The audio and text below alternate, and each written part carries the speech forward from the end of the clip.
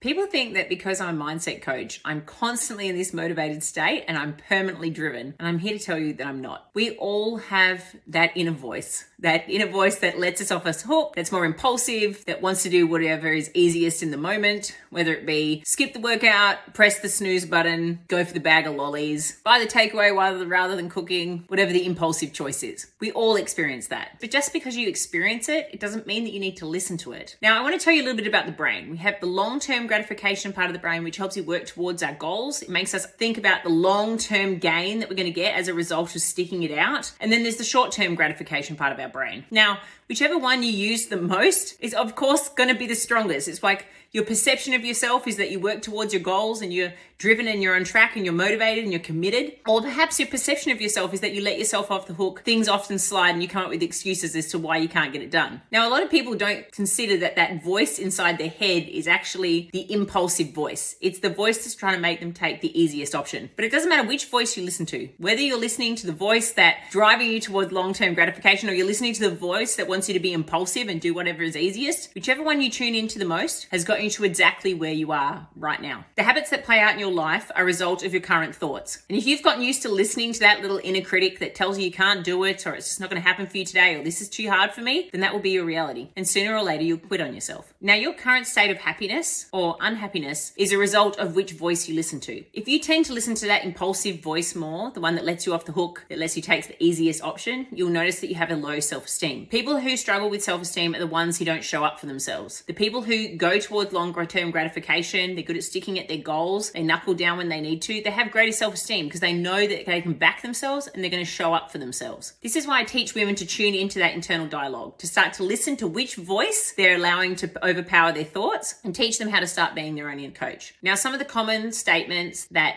inner voice, which is not the most supportive individual, some of the things that voice can say are things like, you're not attractive, you're stupid, you're never going to change this, you've always been like this is too hard for me, I'm not coping, nothing's ever going to change. Gives excuses and says, oh, don't worry about the workout today, you've had a really long day, just get on with it tomorrow. It says, oh, don't worry about cooking for the kids, it's been stressful, just get some takeaway. Keep everyone happy. It's the voice that says, oh, I had a hard night and the kids woke me up, so I'm going to let myself hit that snooze button. It's the voice that says, oh, who cares if I have the Tim Tam, I'll make it up later. Now, we all have those voices, right? We all have the voice that would like to just let ourselves off the hook. Don't worry, I hear that as well. I often have a voice in my head that says, don't worry about it, just stay in bed, it's easier, you're all good, when do you miss a day? But the point is, you have to rock up. You have to follow through on the commitments that you've set yourself, because your self-esteem can't be built any other way. You can't buy things and obtain things or be in a relationship with someone and expect to have a good self-esteem. Your self-esteem is built on your ability to rock up for yourself. And so that voice in your head that's not supportive, it makes you feel depleted. And when you listen to that voice too much, you rock up as an energy depleted human. Energy depleted humans lack commitment, they don't do the work, and they feel pretty crappy about themselves. So the key is to be aware of that inner voice and the sort of statements that it makes to you and how you can overcome it. And also be aware of why it is that you want to overcome it. Why is it that you need to push through and go after that long-term gratification rather than that short-term instant gratification,